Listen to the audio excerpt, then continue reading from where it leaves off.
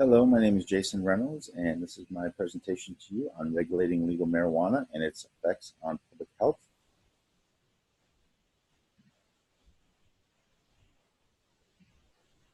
Marijuana use in America, there's an estimated 22 million Americans that use marijuana each month. Increasing public demand has pressured government into legalizing the drug.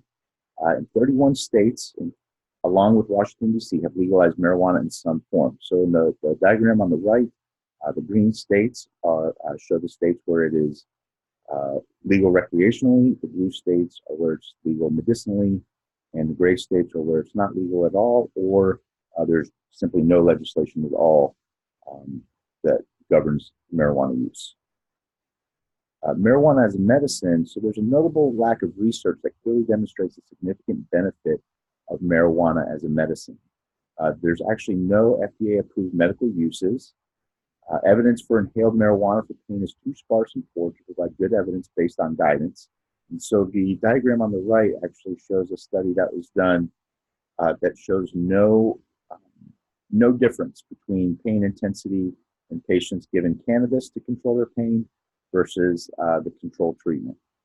More extensive research is needed to demonstrate clear indications and generate evidence-based guidelines. So the pros of medical regulation are that it would increase research into areas that already show promise.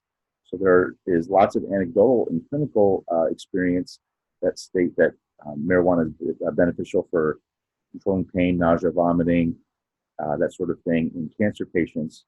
But more studies need to be done to show any statistical benefit. There needs to be a focus on developing nationally accepted indications and treatment plans that guide physicians, as there currently are no established indications for any health condition, and nothing to guide physicians when they do choose to prescribe marijuana.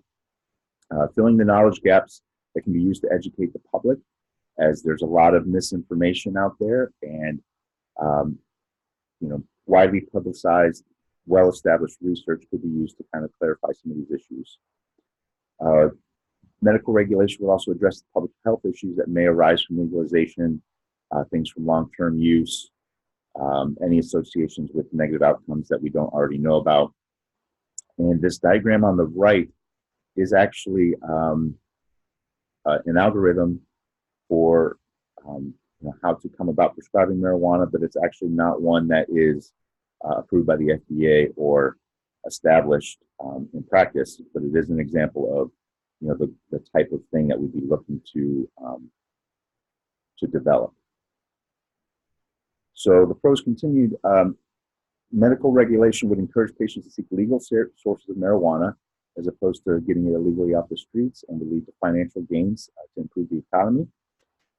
It would help with the understanding of the risks and benefits that would assist lawmakers to develop policies such as regulating public consumption of marijuana, developing at what legal age would it be safe to consume it, and things like driving while intoxicated, just like we have a blood alcohol level that determines if you're intoxicated while driving under the influence of alcohol. We would need similar regulation in place to govern marijuana use. And then we'd like to reduce the manipulation of the medical system by fraudulent patients, such as one I encountered, that a 20-year-old received a medical marijuana card for treatment of his Osgood-Schlatter disease, which is usually just a self-limiting mild condition. So cons of medical regulation: patient autonomy allows for assumption of risk and freedom to ingest potentially harmful substances. There are arguments that adverse effects are less severe than alcohol or tobacco. This is demonstrated in the diagram on the right that actually shows 0 deaths related to marijuana compared to alcohol or tobacco. There's a smaller economic impact than there would be if marijuana was available on the free market, and there's medical evidence that may end up resulting in policies that are politically unpopular. So my recommendation would be to support the medical regulation of legalized marijuana. This could be made possible by investing tax revenue into relevant research. You can see on the right how Colorado's tax revenue from marijuana sales has increased over the years, and this could be reinvested back into funding more research. We want to reduce the knowledge gap to make better policy decisions, be better equipped for the public health ramifications of legal use, such as increased healthcare costs from adverse effects, and prioritizing the establishment of widely accepted indications and guidelines for physicians that wish to prescribe marijuana.